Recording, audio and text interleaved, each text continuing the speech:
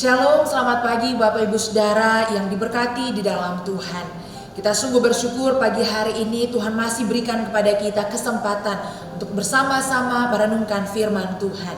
Mari sebelum kita akan merenungkan firman Tuhan, saya mengajak Bapak Ibu Saudara sekalian untuk mempersiapkan hati. Mari kita tundukkan kepala dan kita berdoa. Kami sungguh mengucap syukur kepada Engkau Allah Bapa kami yang sangat mengasihi kami. Allah yang kami sembah di dalam nama anak-Mu Yesus Kristus Tuhan kami. Terima kasih untuk kesehatan, kekuatan yang masih Tuhan anugerahkan untuk anak-anak-Mu ya Tuhan. Kami bersyukur pagi hari ini ada juga kesempatan yang boleh kami nikmati untuk belajar dan merenungkan kebenaran firman-Mu. Biarlah hati pikiran kami sungguh siap untuk ditabur melalui kebenaran firman-Mu pagi hari ini. Dan biarlah kami boleh menghidupi firman-Mu dan kami boleh menjadi kesaksian dimanapun kami tinggal dan berada. Berkati waktu ini, di dalam nama Tuhan Yesus Kristus kami sudah berdoa. Amin.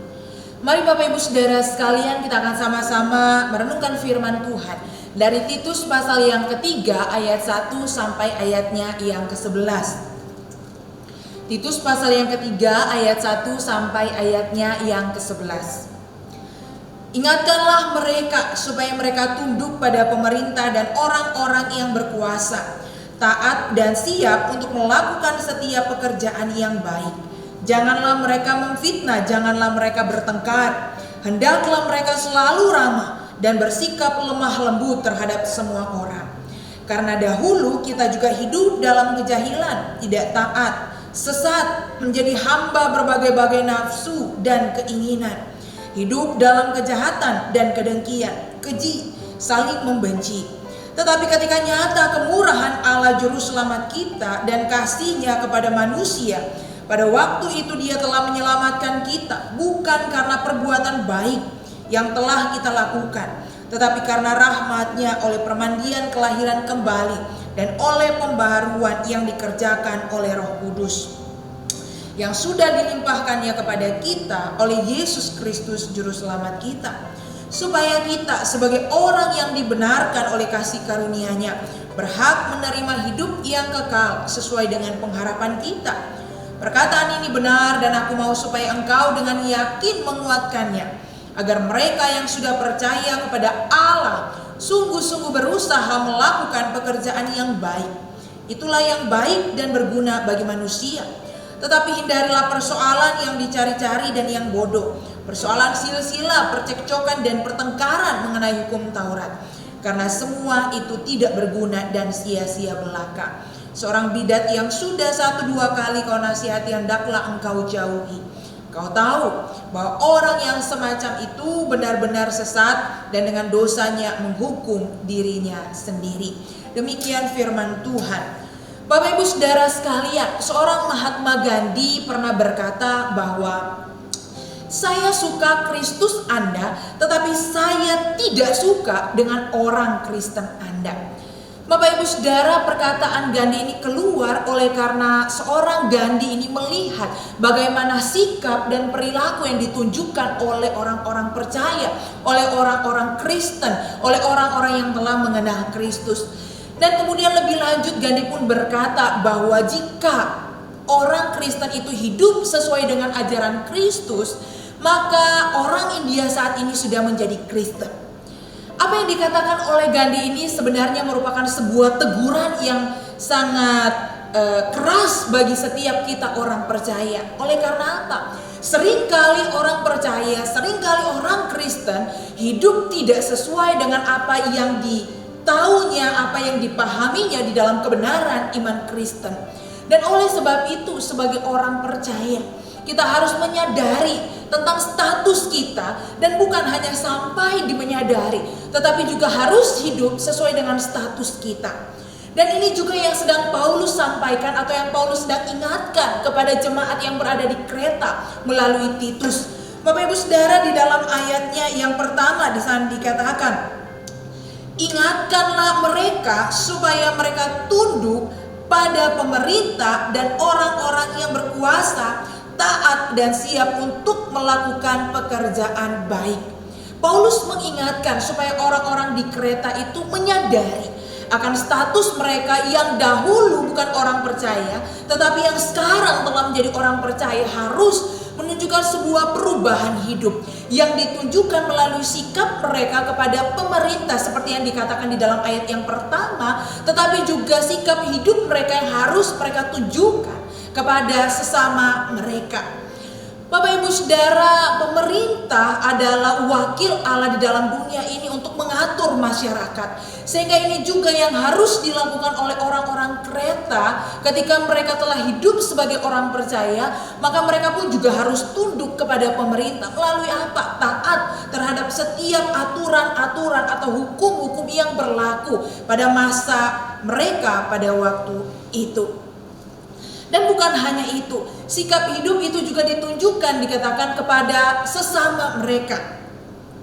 Dikatakan di dalam ayat yang kedua, janganlah mereka memfitnah, janganlah mereka bertengkar.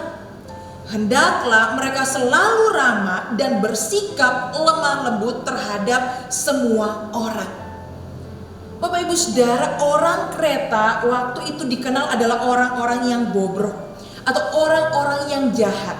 Sehingga ketika orang lain mendengar bahwa ada orang Kreta datang kepada mereka, maka image yang ada di dalam pikiran mereka atau gambaran yang ada di dalam pikiran mereka bahwa ini adalah orang jahat, bahwa ini adalah orang bobrok.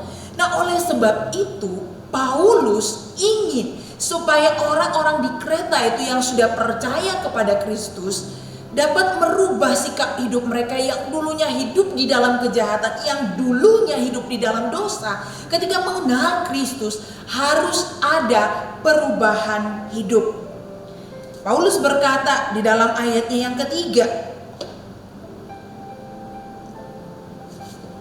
kamu dahulu atau karena dahulu kita juga hidup di dalam kejahilan, tidak taat, sesat, menjadi hamba berbagai-bagai nafsu dan keinginan, hidup dalam kejahatan dan kedengkian, keji dan saling membenci. Bapak Ibu Saudara, meski dulunya mereka ini adalah orang-orang yang jahat, adalah orang-orang yang bobrok, dan yang mungkin bagi orang-orang saat itu sangat mustahil untuk mereka berubah karena betapa jahatnya hidup mereka. Tapi Paulus berkata bahwa di dalam Kristus mereka akan mengalami yang namanya anugerah itu. Dan yang anugerah yang mereka terima itu bukan hanya mereka terima, bukan hanya mereka alami, tetapi juga anugerah itu yang akan mengubahkan hidup mereka. Sehingga ketika mereka mengenal Kristus, ada sebuah perubahan hidup yang harus ditunjukkan oleh orang-orang percaya. Dan Paulus mengingatkan bahwa anugerah yang mereka terima itu bukan karena mereka telah berbuat baik, bukan karena perbuatan baik. Karena apa? Karena orang di Kreta itu adalah orang-orang yang jahat, adalah orang-orang yang berdosa. Bahkan sekalipun mereka pun dapat berbuat baik, itu tidak akan pernah sanggup atau tidak dapat membandingi setiap kejahatan-kejahatan yang mereka telah lakukan. Karena di dalam kitab Roma pun Paulus berkata bahwa semua manusia telah berbuat dosa dan telah kehilangan kemuliaan Allah. Tetapi di dalam kondisi yang seperti inilah Paulus berkata bahwa nyata akan kemurahan Allah bagi orang-orang percaya, bagi orang-orang yang dikasihi oleh Allah. Dikatakan di dalam ayatnya yang keempat dan ayat yang kelima. Tetapi ketika nyata kemurahan Allah, juru selamat kita, dan kasihnya kepada manusia pada waktu itu, Dia telah menyelamatkan kita. Bukan karena perbuatan baik yang telah kita lakukan, tetapi karena rahmat-Nya. Karena anugerah Allah semata, maka orang berdosa, maka orang-orang di Kreta itu diselamatkan. Dan keselamatan yang mereka terima itu bukan karena perbuatan baik, sehingga tidak patut atau tidak layak untuk berbangga diri sedikit pun. Karena itu bukan karena perbuatan baik mereka, bukan karena mereka pantas mendapatkan itu semua. Dan di sisi yang lain, ketika mereka menerima anugerah keselamatan itu, anugerah itu membawa mereka yang dulunya orang berdosa, yang dulunya hidup di dalam kegelapan, sekarang hidup di dalam sebuah terang Kristus. di dalam anugerah Kristus itu. Sehingga orang percaya dikatakan adalah anak-anak terang. Dan oleh karenanya maka respons dari orang-orang percaya, bahkan khususnya bagi orang-orang Kreta pada waktu itu, mereka harus sadar bahwa sekarang status mereka adalah sebagai anak-anak terang. Dan oleh karenanya maka mereka harus hidup di dalam status mereka yang baru sebagai anak-anak terang, menjadi kesaksian, menjadi terang di tengah-tengah kehidupan mereka, di tengah-tengah aktivitas mereka di dunia yang penuh dengan kegelapan itu. Bapak Ibu Saudara yang dikasihi di dalam Tuhan, demikian pun juga dengan kita sebagai orang-orang percaya, sebagai orang-orang yang telah ditebus melalui karya Kristus di salib. Anugerah keselamatan itu harus mendorong kita untuk melakukan perbuatan baik. Anugerah keselamatan itu harus mendorong kita untuk menjadi terang dimanapun kita berada. Itu menjadi respons kita atas karya Kristus, atas kasih Allah, atas kemurahan Allah, atas kebaikan Allah bagi setiap kita orang-orang percaya yang telah menerima anugerah keselamatan itu. Kita harus menunjukkan sebuah perubahan hidup. Kalau dulu sebelum mengenal Kristus kita adalah orang yang jahat, kalau dulu sebelum mengenal Kristus kita adalah orang-orang yang hidup di dalam dosa, kalau dulu sebelum mengenal Kristus kita adalah orang-orang yang suka mendendam, orang yang susah untuk memaafkan, adalah orang-orang yang hidup di dalam iri hati, orang-orang yang hidup di dalam hawa nafsu dan kedagingan, orang-orang yang selalu hidup dengan kebohongan, orang-orang yang selalu hidup dengan tidak memberikan kemurahan hati kepada orang lain. Tetapi ketika mengenal Kristus, ketika mengalami anugerah keselamatan itu, maka ada sebuah perubahan hidup yang terjadi di dalam kehidupan kita. Ketika kita mengenal Kristus, maka kita menjadi orang-orang yang penuh kasih. Ketika kita mengenal Kristus, kita adalah orang-orang yang penuh dengan kemurahan hati, orang-orang yang hidup dengan kasih, orang-orang yang memperhatikan orang lain, orang-orang yang hidup dengan hati yang mau memaafkan orang lain, orang-orang yang hidup dengan memberikan kebaikan kepada orang lain. Sehingga perbuatan baik yang kita lakukan bukan supaya kita menerima anugerah itu, tetapi karena kita sudah menerima anugerah itu, maka kita hidup di dalam anugerah itu menjadi terang, menjadi kesaksian di dalam seluruh aspek hidup kita, baik di tengah keluarga, baik di dalam pekerjaan, atau dimanapun kita berada. Sehingga ketika orang melihat hidup kita, mereka melihat ada sebuah perubahan hidup. Ketika mereka melihat Kristus kita, mereka dapat melihat ada Kristus yang hidup di dalam kehidupan kita.